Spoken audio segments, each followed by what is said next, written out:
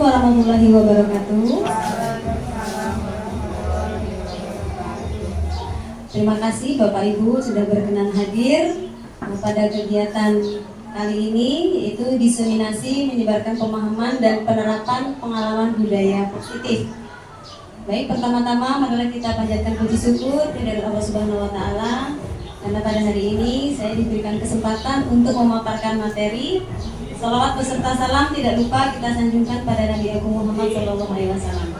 Baiklah, pertama-tama yang saya hormati kepada Bapak Kepala Sekolah SMA Negeri 1 Madang Sulu 1, Bapak Ibu Guru yang berkenan hadir pada hari ini. Diizinkan saya hari ini akan memaparkan mengenai budaya positif.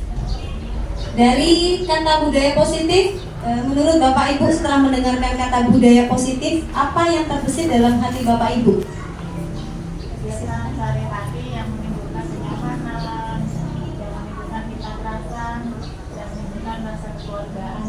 Ya, benar sekali. Yang lain mau menambahkan dari Bapak Ibu? Kebiasaan. Baik, semuanya benar ya Bapak Ibu. Itu mengenai budaya positif.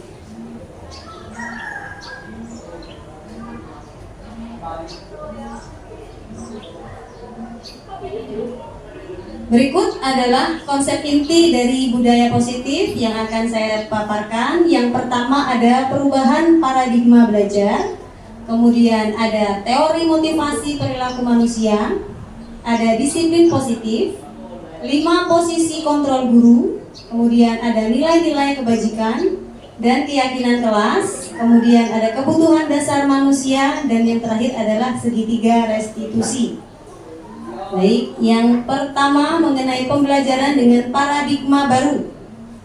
Pembelajaran dengan paradigma baru merupakan pembelajaran yang dirancang berdasarkan prinsip pembelajaran terdiferensiasi, sehingga para peserta didik belajar sesuai dengan kebutuhannya berdasarkan tahap perkembangannya sesuai teori ideologi untuk mewujudkan profil pelajar Pancasila. Ya, baik Bapak Ibu, terdiferensiasi itu identik dengan kepada kebutuhan peserta didik. Pada pembelajaran, untuk terdiferensiasi ini agar terlaksana, kita tidak boleh pembelajaran satu arah, ya Bapak Ibu, agar peserta didik dapat menerima pembelajaran sesuai dengan kebutuhannya masing-masing. Dari kebutuhan yang sudah diterima tersebut, maka dalam diri peserta didik tersebut akan muncul karakter-karakter sesuai dengan profil pelajar Pancasila. Di antaranya ada beriman, bertakwa kepada Tuhan Yang Maha Esa, dan berakhlak mulia, kemudian kreatif, gotong royong, berkebinekaan global, bernalar kritis, dan mandiri. Di sini ada perubahan paradigma, ya. Paradigma teori kontrol atau teori pilihan ini adalah ilusi kontrol. Yang pertama, ilusi guru mengontrol peserta didik. Mungkin selama ini kita merasa kita bisa mengarahkan peserta didik sesuai dengan keinginan guru. Tetapi tidak Bapak Ibu, peserta didik harus bisa mengontrol dirinya sendiri. Bagaimana dalam belajar, bagaimana dalam menerima pembelajaran, kemudian bagaimana mereka dalam bersikap. Dalam menyelesaikan masalah pun mereka bisa mengontrol dirinya sendiri. Kemudian ilusi bahwa semua penguatan positif, efektif, dan bermanfaat. Ya Bu, penguatan positif itu harus muncul dari dalam diri peserta didik itu sendiri, bukan dari orang lain. Kalau sudah tertanam dalam diri sendiri, maka itu akan berjalan dengan sebagaimana mestinya. Tapi kalau semua itu dari arahan Bapak Ibu Guru, ketika Bapak Ibu Guru tidak ada, maka akan kembali ke posisi awal. Yang ketiga, ilusi bahwa kritik dan membuat rasa bersalah mampu menguatkan karakter. Selama ini mungkin kita berada pada posisi tersebut. Kita membuat anak ketika mereka melakukan tindakan atau perlakuan yang salah, kita akan mengatakan, nah, bagaimana kalau kamu berbuat seperti ini, maka kamu hasilnya akan seperti ini. Nah, ternyata tidak Bapak Ibu, itu akan membuat anak merasa makin bersalah dan tidak percaya diri kembali. karena dia sudah dipatok bahwa kamu bersalah. Yang terakhir, ilusi bahwa orang dewasa memiliki hak untuk memaksa. Bagaimana Bapak Ibu, apakah ini benar? Apakah boleh kita sebagai orang dewasa memiliki hak memaksakan pada orang lain? Terutama peserta didik kita Bapak Ibu. Tidak ya Bapak Ibu? Kita lanjut. Nah, berikut ini ada perbandingan paradigma stimulus respon dengan teori kontrol. Pada stimulus respon, realitas kebutuhan kita sama. Baik guru ataupun peserta didik memiliki kebutuhan yang sama, kebutuhan dasar. Sedangkan di teori kontrol di sana dikatakan realitas kebutuhan kita berbeda Bapak Ibu. Jadi kita tidak bisa memberikan materi pembelajaran atau metode yang sama pada seluruh peserta didik. Karena cara menangkapnya sesuai dengan gaya belajarnya pun akan berbeda. Semua orang, yang kedua, semua orang melihat hal yang sama. Sedangkan pada teori kontrol, setiap orang memiliki gambaran yang berbeda. Kita mencoba mengubah orang agar berpandangan sama dengan kita. Sedangkan di teori kontrol, semua perilaku kita berusaha memahami pandangan orang lain tentang dunia. Tidak bisa memaksakan. Nah, untuk mempelajari kita harus belajar seperti ini, A, B, C, D, tidak. Tetapi kita harus berusaha memberikan kesempatan kepada peserta didik untuk mengemukakan idenya. Selanjutnya, perilaku buruk dilihat sebagai suatu kesalahan. Sedangkan teori kontrol, semua perilaku memiliki tujuan. Kita, anak-anak, setiap melakukan kesalahan, kita pasti selalu akan mengatakan, salah, jangan seperti itu, akan merugikan orang lain dan dirimu sendiri. Ternyata kita pertama yang harus kita lakukan adalah mencari tahu dulu apa sih tujuan anak tersebut melakukan tindakan seperti itu. Selanjutnya, stimulus responnya adalah orang lain bisa mengontrol saya. Dan pada teori kontrol, hanya Anda yang bisa mengontrol diri Anda, bukan orang lain. Selanjutnya, pada stimulus respon, pemaksaan ada pada saat bujukan gagal. Sedangkan teori kontrol, kolaborasi dan konsensus menciptakan pilihan-pilihan baru. Kita saat memberikan tugas kepada peserta didik, kita berikan arahan berulang-ulang, tetapi anak didik tersebut belum bisa melaksanakan. Ya sudahlah, berarti kamu tidak bisa mengerjakan pekerjaan ini. Atau berkali-kali kita memberikan tugas dengan nilai, ternyata nilai anak tersebut rendah.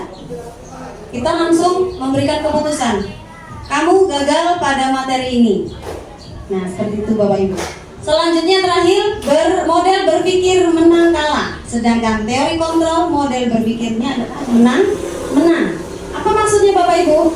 Ketika kita menghadapi permasalahan terhadap anak, jika anak itu menghadapi kesalahan atau melakukan kesalahan, tidak kita melakukan, oh berarti kamu itu salah. Tapi kita harus bisa memberikan pertanyaan-pertanyaan atau mendampingi anak tersebut agar dia tahu bagaimana cara memperbaiki kesalahan tersebut.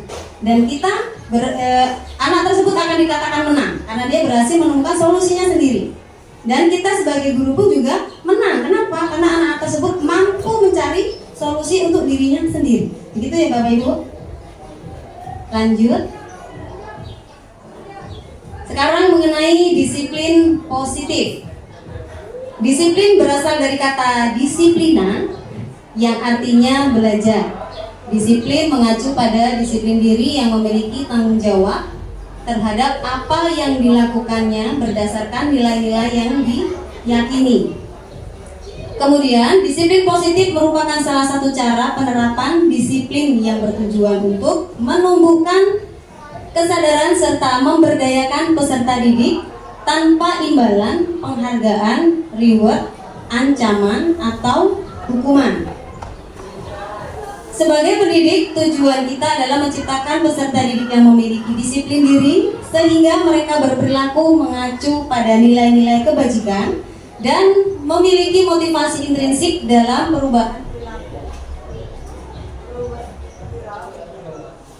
perubahan perilaku ke arah yang lebih baik.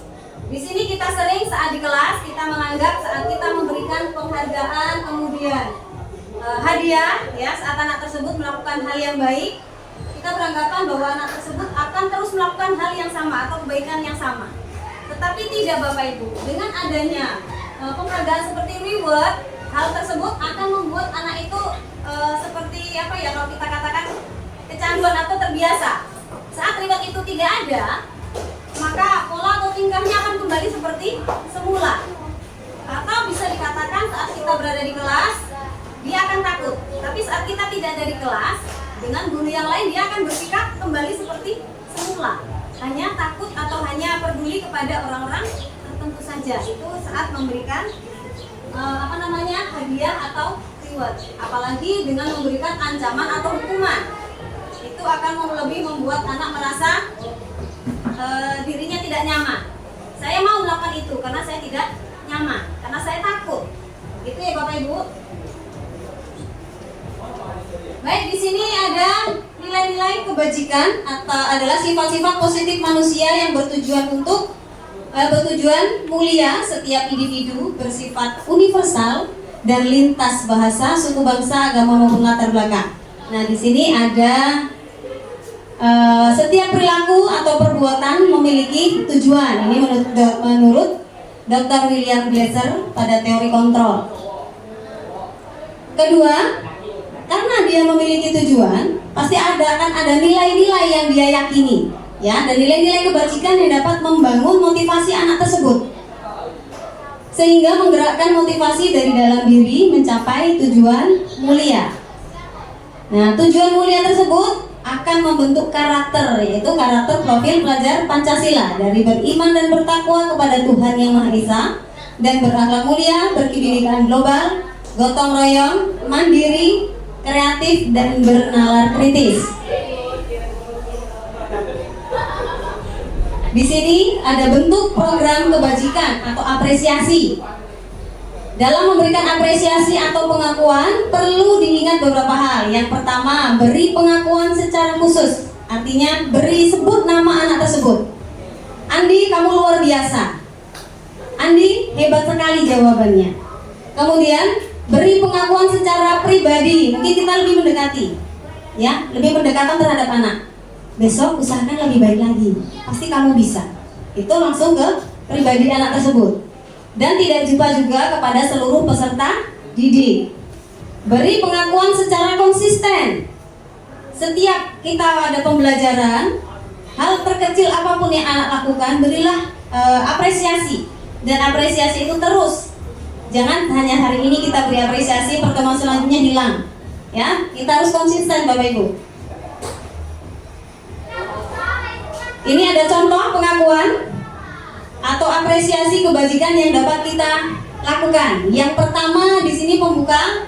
Kemarin saya perhatikan rasa empatimu besar sekali pada saat menolong murid baru di kelas kita. Ini salah satu kata-kata yang bisa kita ucapkan ketika kita memberikan apresiasi. Yang kedua, saya menghargai kepedulianmu pada saat kamu membantu teman-temanmu di tugas kelompok.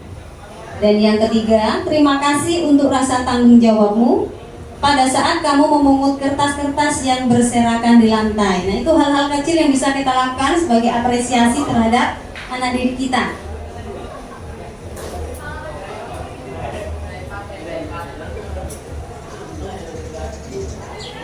Di sini ada kebutuhan dasar manusia. Ternyata kita semua punya kebutuhan dasar Bapak Ibu. Kebutuhan dasar adalah segala sesuatu yang kita lakukan untuk mendapatkan apa yang kita inginkan. Seluruh tindakan yang kita lakukan memiliki tujuan tertentu, dan semua usaha terbaik yang kita lakukan adalah dalam rangka agar kebutuhan dasar kita terpenuhi dengan baik. Apa saja kebutuhan dasar kita? Yang pertama adalah bertahan hidup. Kemudian kasih sayang dan rasa diterima. Yang ketiga, penguasaan, kebebasan, dan kesenangan. Itulah 5 hal kebutuhan dasar manusia. Apa saja sih yang terdapat dalam kebutuhan hidup? Jelas, untuk bertahan hidup adalah makan, pakaian, tempat tinggal, keamanan, dan kesehatan. Itu yang diperlukan untuk bertahan hidup. Lalu apa yang ada pada kebutuhan dasar kasih sayang? Yaitu ada rasa diterima, rasa dipedulikan, kemudian berbagi, kerjasama menjadi bagian dalam kelompok. Kalau kita merasa diterima dalam kelompok, kita merasa kita berarti, merasa kita ada kontribusi kita diakui. Pada penguasaan, di sini terdapat harga diri, keinginan untuk dianggap memimpin, berprestasi, diakui, dan didengar. Kala suara kita atau pendapat kita diakui oleh rekan kita atau bapak ibu guru kita akan merasa bangga dengan diri kita. Ternyata apa yang kita sampaikan menjadi hal yang penting. Kebebasan. Nah, di sini ada mandiri, memilih pilihan, mencoba hal baru, mampu mengendalikan arah dirinya. Terkadang anak ingin merasa, Bu, saya tugasnya maunya seperti inilah. Tidak, tugasnya harus seperti ini. Nah, tidak seperti itu. Ketika anak mengumpulkan tugas, kita berikan batasan-batasan dalam hal kebebasan tersebut. Tetapi ada opsi-opsi tertentu agar anak tersebut tidak merasa terbebani. Selanjutnya, dalam hal kesenangan, ada bermain, humor, antusias, dan tertawa. Ada kalanya kita membuat ice breaking. Ya, salah satunya belajar atau bermain sambil belajar atau belajar sambil bermain. Ada kalanya ice breaking kita lakukan agar tidak merasa bosan. Baik Bapak Ibu, sampai di sini masih mengantuk, masih semangat atau masih sudah mengantuk? Semangat ya, karena masih banyak lagi yang belum tersampaikan. Nah, ada kebutuhan dasar manusia, sebutkan. Nanti Bapak Ibu tolong berikan jawaban atas pertanyaan-pertanyaan ini. Ya, ada 4. Yang pertama, masuk ke dalam kebutuhan dasar yang manakah? Untuk bagian pertama, kebutuhan untuk merasa senang. Kesenangan, kita lihat jawabannya. Benar sekali Ibu. Yang kedua, kebutuhan untuk diterima, memberi dan menerima kasih sayang. Ini kebutuhan dasar yang mana Bapak Ibu? Kasih sayang, kita cek. Wah, benar sekali Pak.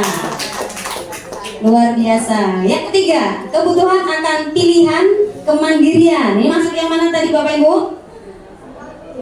Kebebasan. Kita benar sekali, aplaus. Luar biasa. Yang terakhir, kebutuhan pengakuan akan kemampuan dan prestasi. Masuk kemana ini Bapak Ibu? Kebutuhan dasar yang manakah? Tadi ada apa saja? Bertahan hidup, kemandirian, kemampuan. Kita baca. Penguasaan. Ya, inilah kita mencoba untuk mengetahui apa saja sih kebutuhan dasar yang diperlukan oleh orang-orang usia. Lanjut. Nah, ada motivasi perilaku manusia. Ternyata motivasi ini ada ekstrinsik, ada motivasi intrinsik. Motivasi ekstrinsik ini adalah berasal dari luar diri seseorang. Bisa di sini dikatakan motivasi itu muncul karena ketidaknyamanan, hadir terlambat, atau datang tepat waktu. Tidak datang tepat waktu, kenapa? Bu, takut Bu nanti kena hukuman. Ya, karena ketidaknyamanan dia, motivasi dia muncul. Kemudian untuk mendapatkan imbalan atau penghargaan dari orang lain. Saya mau menjawab pertanyaan karena setiap menjawab pertanyaan Bapak Ibu guru pasti kan dapat hadiah. Walaupun hanya sekedar makanan ringan contohnya. Motivasi ini muncul hanya karena hal-hal sesuatu ya yang bisa membuat orang tersebut merasa motivasinya muncul karena ada dorongan dari luar. Yang kita harapkan adalah motivasi itu muncul dari dalam dirinya atau motivasi intrinsik untuk menjadi orang yang mereka inginkan dan menghargai diri sendiri dengan nilai-nilai yang mereka percaya. Sekarang ada simulasi. Ada sebuah helm ya. Kira-kira kalau Bapak Ibu melihat sebuah helm, apa sih hal-hal yang terbesit dalam benak Bapak Ibu berkaitan dengan motivasi ekstrinsik dan intrinsik berkenaan dengan helm? Apa fungsi helm tersebut? Melindungi kepala. Apalagi Bapak Ibu? kepanasan. Biar tidak kepanasan. Biar tidak kena debu. Tidak kena debu. Fashionable. Fashionable. Ya, dari beberapa pertanyaan ada lagi yang lain Bapak Ibu, luar biasa sekali jawabannya. Ketika kita mendengar kata helm, otomatis kaitannya dengan berkendara. Kalau kita sudah meyakini bahwa helm tersebut akan memberikan keamanan dengan diri kita sendiri, tidak disuruh pun kita akan menggunakannya. Dimanapun kita mau bepergian menggunakan kendaraan, pasti kita akan menggunakan helm. Tetapi jika dorongan tersebut datang dari luar, Pak, kalau saya tidak pakai helm, kena polisi ya, kena tilang. Jadi saya harus pakai helm. Ya. Yang kita harapkan peserta didik kita atau diri kita adalah ada pada posisi motivasi intrinsik, datang dari atau yang kita yakini sendiri, itu akan muncul, bukan dari paksaan atau dorongan orang lain. Di sini ada pertanyaan Bapak Ibu. Berikut ini merupakan penerapan disiplin positif yang paling tepat. Silahkan Bapak Ibu, kira-kira jawabannya yang mana yang paling tepat? Yang A, Pak Rudi selalu hadir tepat waktu di sekolah karena mendapatkan penghargaan guru berprestasi di sekolahnya, serta yakin bahwa tindakannya sebagai pemimpin pembelajaran akan jadi panutan di lingkungan sekolahnya. Yang B, Ibu Rahma selalu hadir tepat waktu di sekolah karena ingin menghindari ketidaknyamanan atau hukuman dan ingin menjadi pribadi yang lebih baik lagi. Yang C, Ibu Wati selalu hadir tepat waktu di sekolah karena ingin berusaha menjadi orang yang bertanggung jawab. Yang C, ya, benar sekali, luar biasa. Kita cek ya Bapak Ibu. Ya, berikan aplaus lagi untuk Sri, luar biasa jawabannya. Nah, ada 3 hal: hukuman, konsekuensi, dan restitusi. Kita lihat hukuman ini apa saja sih hukuman? Ya, hukuman itu muncul karena tidak terencana atau tiba-tiba. Hukuman itu akan kita berikan saat anak tersebut melakukan kesalahan. Yang kedua, murid tidak tahu apa yang akan terjadi atau tidak dilibatkan. Ya. Yang ketiga, bersifat satu arah. Yang keempat, berupa hukuman fisik atau psikis. Yang kedua, konsekuensi. Apa itu konsekuensi? Nah, konsekuensi ini terencana Bapak Ibu, atau disepakati sesuai peraturan. Tetapi peraturan tersebut atau konsekuensinya datang dari guru. Tetap satu arah ini Bapak Ibu. Murid tetap dibuat tidak nyaman. Sikap guru selalu memonitor peserta didik. Ingat, ada peraturan anak-anak. Kamu harus mematuhi peraturan ini. Nah, seperti itu Bapak Ibu. Sedangkan yang restitusi, nah di sini ada proses menciptakan kondisi bagi peserta didik untuk memperbaiki kesalahannya. Kita akan tanya terlebih dahulu. Kita akan mencari tahu kenapa kamu melakukan hal tersebut. Apa tujuanmu melakukan hal tersebut?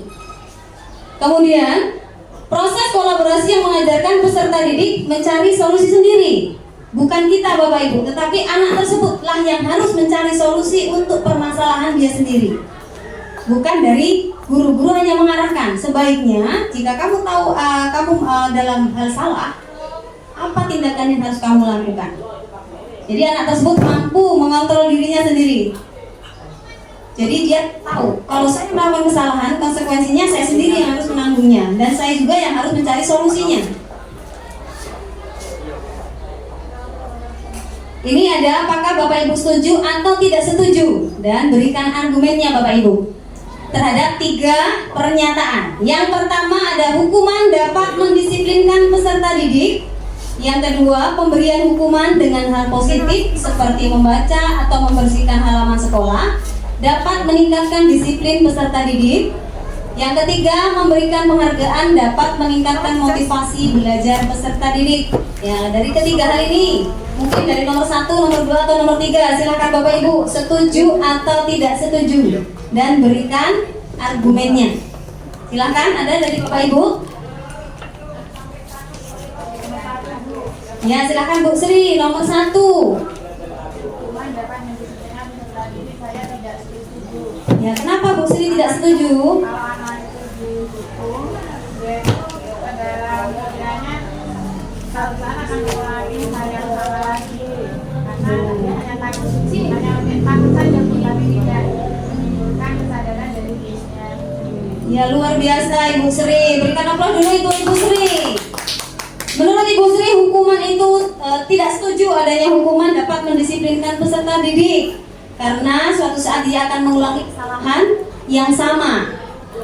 Yang lain Bapak Ibu, ada yang berpendapat mungkin poin kedua atau poin ketiga memberikan hukuman dengan hal positif seperti membaca atau membersihkan halaman sekolah dapat meningkatkan disiplin peserta didik. Kira-kira menurut Bapak Ibu setuju atau tidak setuju? Bagaimana, setuju atau tidak setuju? Bingung. Bingung. Tidak setuju menurut Ibu Iif. Kenapa Ibu Iif?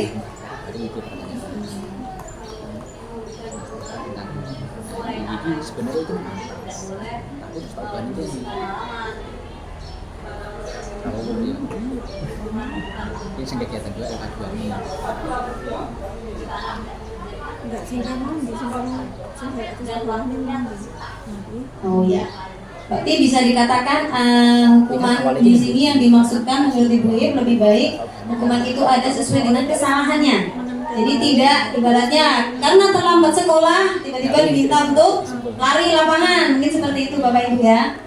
Yang ketiga, memberikan penghargaan dapat meningkatkan motivasi belajar peserta didik. Setuju atau tidak setuju Bapak Ibu? setelah baca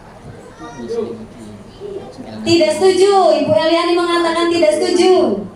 Kenapa Ibu Eliani tidak setuju? Karena penghargaan itu dapat membuat siswa melakukan sesuatu itu harus mendapatkan imbalan. Ketika dia tidak mendapat imbalan, maka siswa tersebut tidak akan melakukan hal itu. Oh, baik, luar biasa. Ternyata Bapak Ibu semua luar biasa ya. Berikan aplaus juga untuk Bapak Ibu semuanya. Di sini dapat kita lihat kata kuncinya adalah hukuman. Dengan kata hukuman sendiri saja sudah tidak tepat ya, tidak setuju. Baik, kita lanjutkan. Nah, ini ada perbedaan hukuman dan konsekuensi. Kira-kira dari salah satu beberapa tindakan 1 sampai 7 ini termasuk hukuman atau konsekuensi Bapak Ibu? Mencatat 100 kali di dalam buku kalimat, saya tidak akan terlambat lagi karena terlambat ke sekolah ya. Ada dia menulis 100 kali, saya tidak akan terlambat lagi. Kira-kira ini hukuman atau konsekuensi Bapak Ibu? Konsekuensi sesuai dengan kesalahannya ya Bapak Ibu. Yang kedua, lari mengelilingi lapangan basket 2 kali karena terlambat hadir di sekolah. Konsekuensi atau hukuman? Hukuman. Nomor 3, murid diminta push up 15 kali karena terlambat masuk kelas. Hukuman atau konsekuensi? Hukuman, tepat sekali. Nomor 4, menggantikan kertas tugas teman yang telah dicoret-coret. Konsekuensi. Membersihkan tumpahan air di meja tulis karena tersenggol pada saat belajar. Konsekuensi juga. Yang keenam, murid disuruh untuk tidak mengenakan sepatu seharian di sekolah karena tidak mengenakan sepatu hitam. Ya, kenapa Bapak Ibu ini? Padahal sesuai kesalahannya. Iya. Menurut Bapak Ibu adalah hukuman. Mungkin terlalu berlebihan ya Bapak Ibu kalau seharian dia tidak mengenakan sepatu.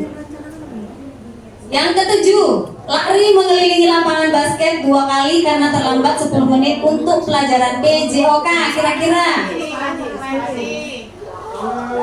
Saya itu nomor 7 konsekuensi. Iya, benar sekali, luar biasa Pak Aziz. Konsekuensi sesuai dengan kesalahan anak didik tersebut. Ya, ternyata Bapak Ibu sudah mampu membedakan ya, luar biasa sekali. Di sini ada 5 posisi kontrol guru. Ternyata kita juga punya 5 posisi. Kita berada di bagian yang mana sih dalam posisi ini? Yang pertama ada penghukum, pembuat rasa bersalah, pemantau, teman, dan juga manajer. Kira-kira Bapak Ibu ada di bagian yang mana selama ini? Manajer Bu. Oh, luar biasa sekali manajer. Wih, aplaus. Luar biasa kalau sudah mencapai tahap manajer. Bapak Ibu yang lain kira-kira masih berada di tahap yang mana? Masih membuat rasa bersalah. Kadang-kadang kita tidak sadar Bapak Ibu, kita mengharapkan anak didik tersebut berada pada posisi yang terbaik, tetapi apa yang kita lakukan belum sesuai dengan kebutuhan peserta didik. Ini dia ada contoh penerapan 5 posisi kontrol guru. Ada kasus Bapak Ibu, peserta didik tidak memakai atribut lengkap saat upacara bendera. Jika kita berada pada posisi penghukum, hal yang akan dilakukan adalah membersihkan WC sekolah selama 1 jam. Ini jika kita berada pada posisi penghukum. Sedangkan pada posisi pembuat rasa bersalah, apa kata-kata yang diberikan? Berapa kali ibu atau bapak harus memberitahu kamu? Kamu selalu saja mengecewakan ibu atau bapak. Ya, ini terkadang sekali muncul ya Bapak Ibu saat kita berada di kelas dan anak tersebut melakukan kesalahan. Ternyata ini ada pada posisi pembuat rasa bersalah. Tapi apakah cukup sampai di situ kita memberikan bimbingan terhadap anak? Tidak, hanya selesai sampai di sini menggantung ya Bapak Ibu. Hanya membuat dia merasa bersalah, tapi motivasinya tidak muncul. Masih kasus yang sama, jika kita berada pada posisi teman, apa kata-kata yang terucapkan? Ayo dong ikuti aturan sekolah. Tolong bantu ibu bapak, ya sekali ini. Ya sudah tidak apa-apa. Lain kali jangan sampai berbuat seperti ini lagi. Pernah Bapak Ibu berada pada posisi itu? Pernah. Mungkin sering ya kita mengatakan hal-hal ini. Sekarang pada posisi pemantau. Kamu sudah melanggar sekolah. Kamu tahu konsekuensinya. Setelah upacara, kamu beli atribut ke koperasi dan jangan diulang lagi. Kita berikan konsekuensinya. Tetapi kenapa dikirakan pemantau? Kita mengingatkan anak tersebut terhadap aturan-aturan yang ada di sekolah. Yang terakhir, nah inilah posisi yang tepat seharusnya yang harus kita lakukan Bapak Ibu. Apakah kamu tahu kesalahanmu? Kita akan bertanya. Apakah dia tahu apa yang dilakukan ini salah atau benar? Jangan-jangan anak ini merasa hal yang dilakukan adalah benar. Ya, kita tanyakan terlebih dahulu. Kira-kira bagaimana kamu memperbaiki kesalahanmu? Ya, itu yang terucap jika kita berada pada posisi manajer. Tidak serta-merta kita menyalahkan anak, tapi kita juga bisa mengajak anak untuk mencari solusinya dari tingkah atau sikap yang dia lakukan dalam kalau hal tersebut adalah salah. Jadi tidak hanya kita menyalahkan selesai. Jadi tidak ada kelanjutan apa yang harus dilakukan jika dia melakukan kesalahan. Nah, di sini Bapak Ibu ada pertanyaan lagi Bapak Ibu. Pada posisi kontrol, apakah kamu? Yang pertama, saya kecewa sekali dengan kamu. Ini kira-kira yang mana Bapak Ibu? Pembuat rasa bersalah. Kita lihat jawabannya. Wah, luar biasa Ibu Sri. Tepuk tangan untuk Ibu Sri. Selanjutnya, kamu tidak pernah benar melakukannya. Posisi yang mana ini Bapak Ibu? Hukuman. Kita coba cek jawabannya ya. Benar sekali. Terima kasih. Yang ketiga, apa rencanamu untuk menyelesaikan masalah ini? Manajer. Cek jawabannya. Wah, luar biasa.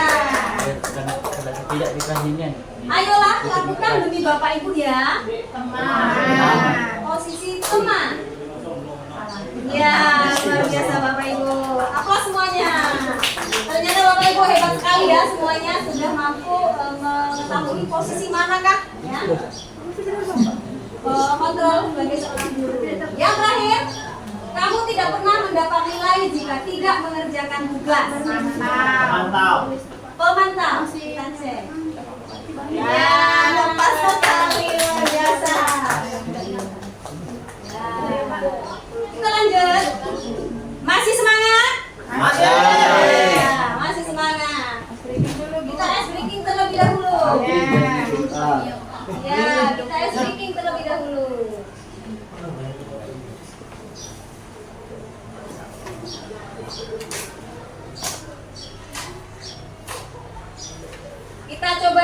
briefing dulu Bapak Ibu.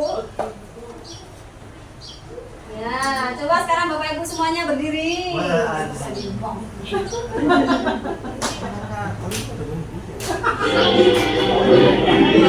Bapak Ibu ikuti gerakannya. Iya, di depan saya. Diputar-putar, bertepuk tangan, tangan diputar-putar, peganglah bahu, tangan diputar-putar, peganglah lutut, digoyang-goyang, digoyang-goyang, digoyang-goyang, kaki, tangan diputar-putar, bertepuk tangan, tangan diputar-putar, peganglah bahu, tangan diputar-putar, peganglah lutut, digoyang-goyang, digoyang-goyang, digoyang-goyang. Pak Mas. Diputar-putar, diputar ke atas, diputar-putar, diputar ke bawah, diputar-putar, diputar ke kanan, diputar-putar, diputar ke kiri.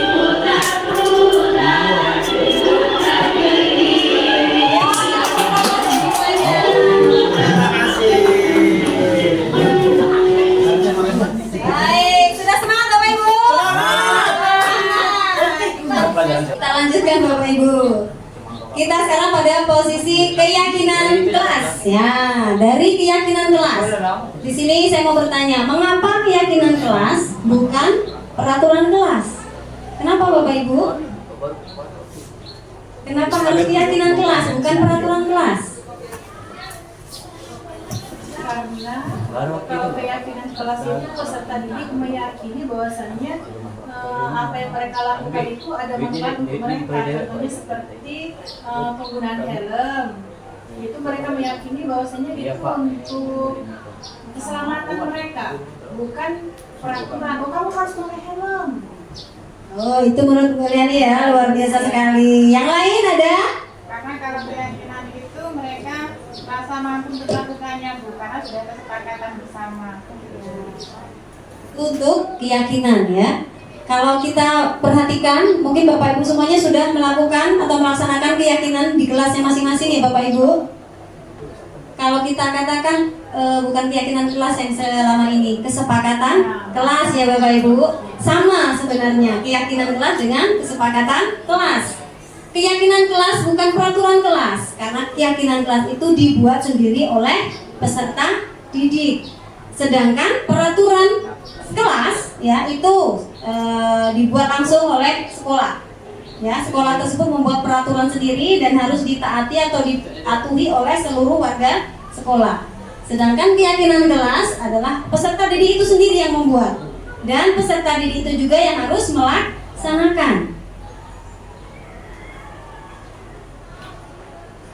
Di sini ada pembentukan keyakinan kelas. Salah satunya keyakinan kelas itu bersifat abstrak, berupa pernyataan universal, dibuat dalam pernyataan positif, sedikit saja agar mudah diingat, sesuai dengan kondisi kelas dan sekolah sehingga mudah diterapkan. Semua warga sekolah atau warga kelas dilibatkan saat membuat keyakinan kelas. Ini hal-hal yang perlu diperhatikan dalam pembentukan keyakinan kelas. Di sini saya terkulik dengan pernyataan positif. Nah, ternyata dalam membuat keyakinan kelas itu tidak ada kata tidak. Ya, tidak boleh menerapkan kata tidak. Jadi kalau di sana ada anak-anak menuliskan keyakinan kelas menurut mereka tidak boleh berisik, tidak boleh ribut. Nah, kita harus mampu mengarahkan kata-kata tersebut ke arah yang lebih positif. Kira-kira apa Bapak Ibu jika kalimatnya seperti itu? Ya, tenang, tertib ya. Jadi mudah untuk anak-anak juga ingat dengan kata-kata yang sederhana. Di sini ada urutan langkah-langkah dalam menetapkan keyakinan kelas. langkah-langkahnya. Nah, ini ada langkah-langkah. Jadi Bapak Ibu silahkan urutkan. Yang manakah yang pertama, yang kedua, ketiga, keempat, kelima, sampai keenam. Nanti sama semangat. Bapak Ibu boleh tuliskan. Aku ngerti nggak sama semangat. Nanti Bapak Ibu boleh tuliskan urutannya. Mungkin nanti nomor 1 Bu, nomor 2 nomor 6, nomor 3 nomor 4. Mungkin seperti itu Ibu tinggal tuliskan urutannya. Contoh 2 6 1 5 4 3 contoh ya.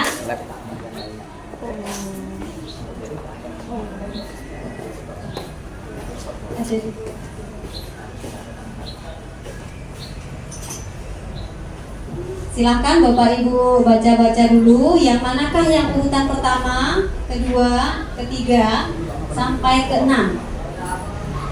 Saya akan bagikan sticky note.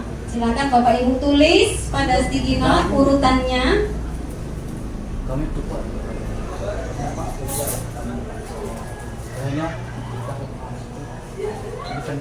Silahkan ditulis ya Bapak Ibu.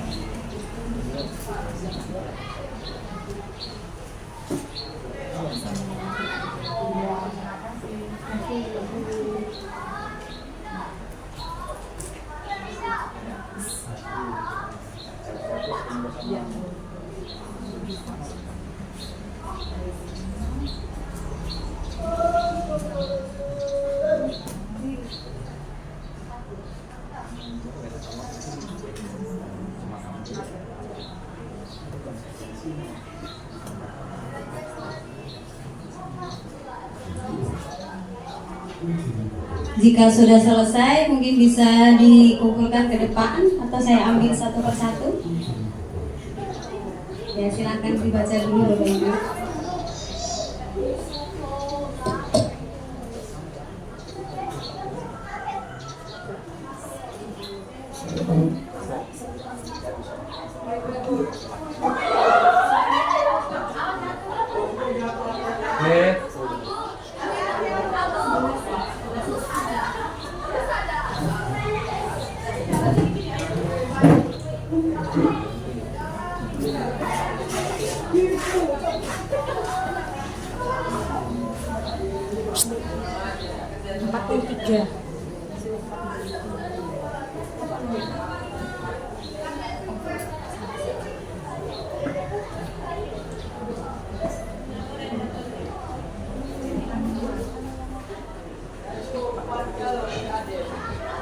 Sudah Bapak Ibu?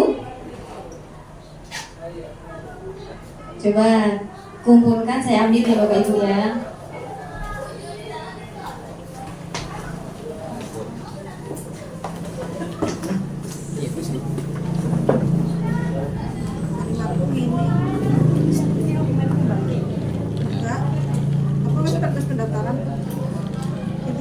Kita akan coba baca. Di sini dikatakan urutannya 5, 6, 3, 4, 2, 1. 5 adalah urutan pertama, berdiskusi mengenai peran seluruh warga kelas. Kemudian mencarikan peraturan-peraturan menjadi nilai-nilai kebajikan keyakinan kelas. Dan yang ketiga ada di nomor 3, meninjau ulang keyakinan kelas dari waktu ke waktu. Kemudian 4, berdiskusi memunculkan peraturan-peraturan yang perlu ditaati warga sekolah. Selanjutnya mengubah peraturan-peraturan menjadi kalimat yang lebih positif. Dan yang terakhir berdiskusi mengenai gambaran perilaku yang mencerminkan keyakinan kelas. Posisi terakhir seharusnya yang bagaimana Bapak Ibu? Tidak mungkin yang terakhir masih berdiskusi. Tidak apa-apa, ini jawaban dari Bapak Ibu. Selanjutnya saya baca.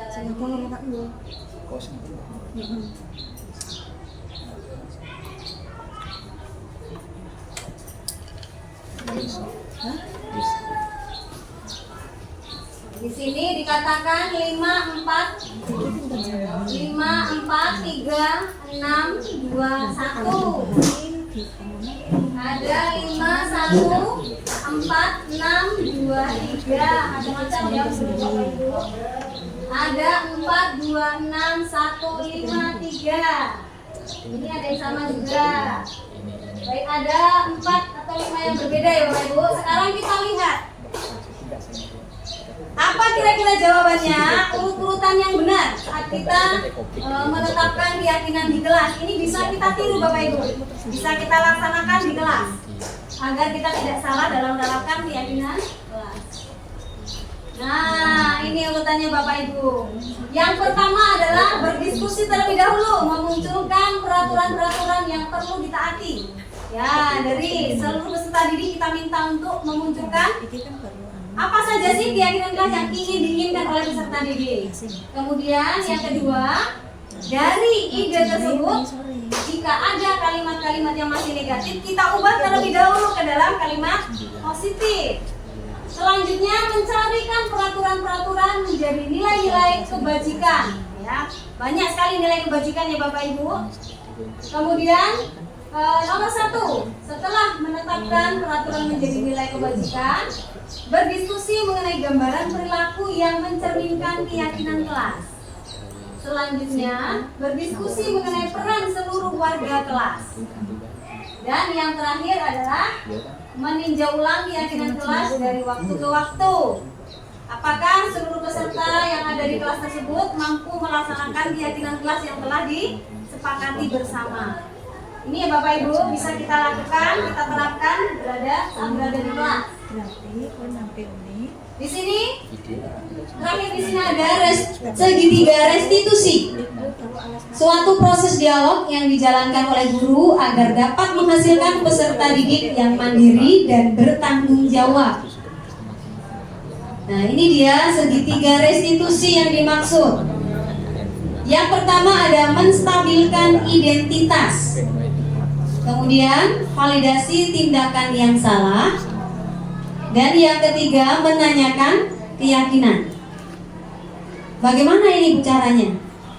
Menstabilkan identitas, kita tanyakan dulu. Apa alasan peserta didik melakukan hal tersebut? Kemudian kita tanyakan, apakah tindakan yang kamu lakukan ini benar atau salah? Dan yang terakhir, menanyakan keyakinan, apakah sesuai atau belum dengan keyakinan kelas yang kita buat. Keyakinan kelas mana yang sudah dilanggar.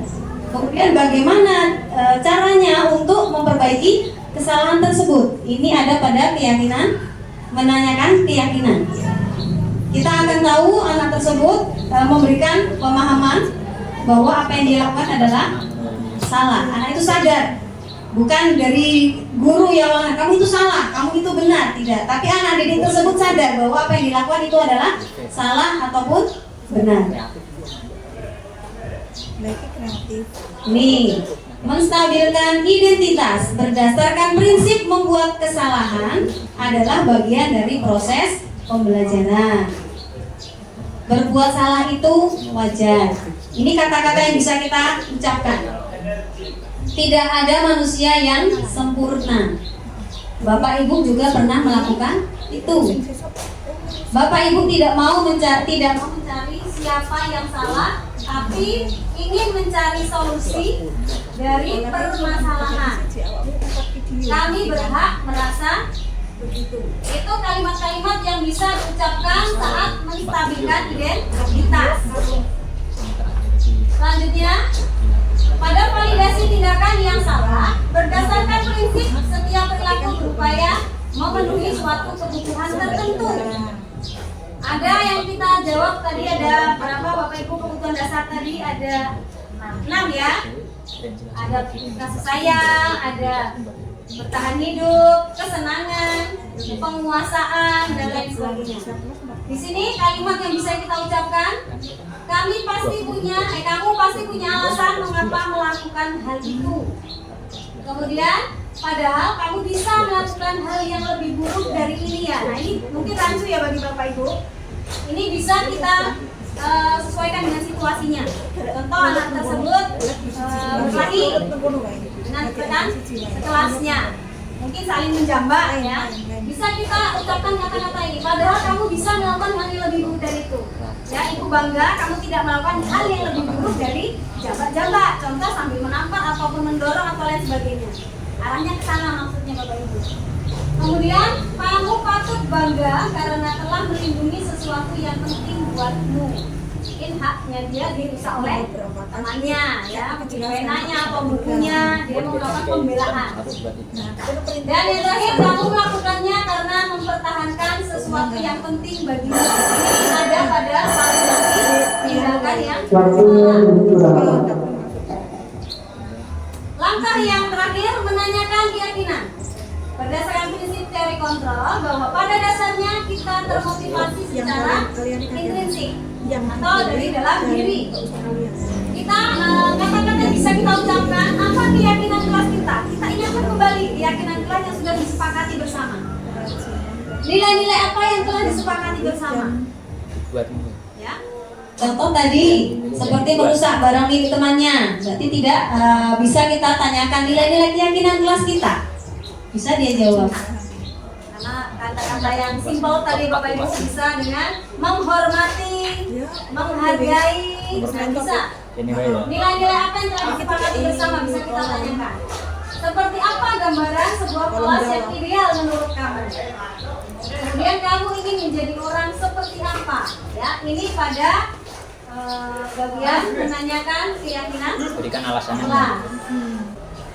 Dalam penerapan program disiplin positif, hendaknya guru memiliki standar kepribadian, profesional, dan sosial yang baik, di mana guru mampu merefleksi dirinya dalam posisi kontrol saat ini. Bagaimana perjalanan dirinya sebagai among atau manajer yang menuntun peserta didik menjadi insan yang mandiri, merdeka, dan bertanggung jawab. Ini ya Bapak Ibu. Terima kasih atas partisipasi dari Bapak Ibu. Tetap semangat, salam dan bahagia. Jadilah guru yang selalu bergerak, tergerak, dan menggerakkan. Jangan berhenti hanya di saya saja ya Bapak Ibu. Bisa dilanjutkan oleh Bapak Ibu guru semuanya. Terima kasih. Demikian, apabila ada kata-kata yang salah atau tindakan saya yang salah, saya mohon maaf. Kepada Allah saya mohon ampun. Saya akhiri. Wassalamualaikum warahmatullahi wabarakatuh. Assalamualaikum warahmatullahi wabarakatuh. Saya Mariatul Iftiah, Magister Pendidikan. Pada tanggal 21 Agustus 2024, Ibu Dwi Chandra telah menyampaikan tentang materi budaya positif di SMA Negeri 1 Madang Suku 1. Di antaranya adalah tentang keyakinan kelas, segitiga restitusi. Semoga saya dapat menerapkannya di dalam kelas karena saya adalah salah satu wali kelas di kelas 10-5. Semoga Ibu Dwi Chandra dapat sukses dalam pendidikan guru penggerak angkatan 11. Terima kasih. Assalamualaikum warahmatullahi wabarakatuh.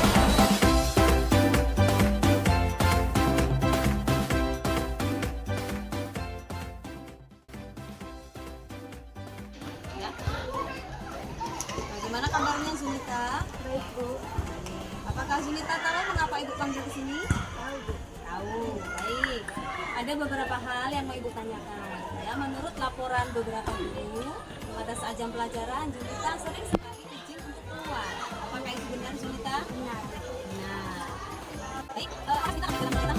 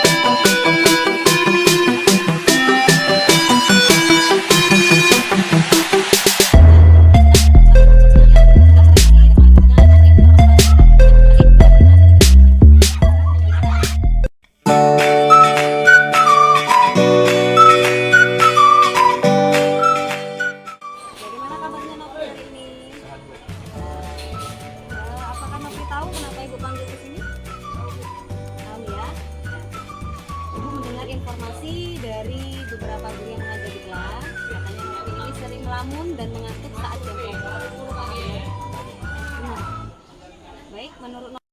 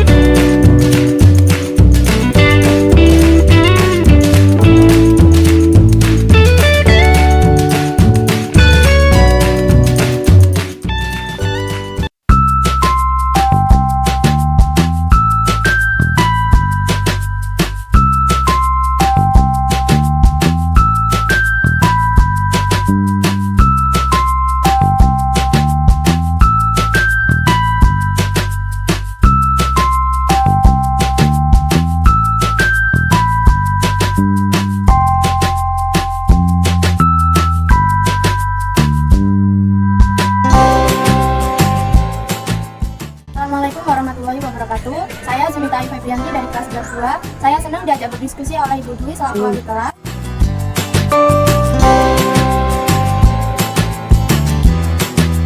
Assalamualaikum warahmatullahi wabarakatuh. Saya Nafiansa dari kelas 11 2. Saya senang diajak berdiskusi bersama Bu Dwi selaku wali kelas saya untuk lebih semangat lagi dalam belajar.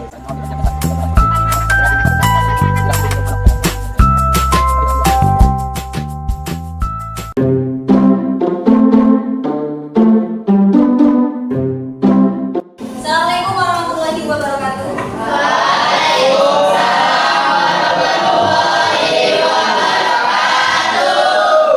Pada pertemuan pagi ini kita akan mencoba membuat keyakinan kelas bersama-sama ya. Walaupun di kelas 10 waktu itu kita sudah menyepakati untuk kesepakatan kelas.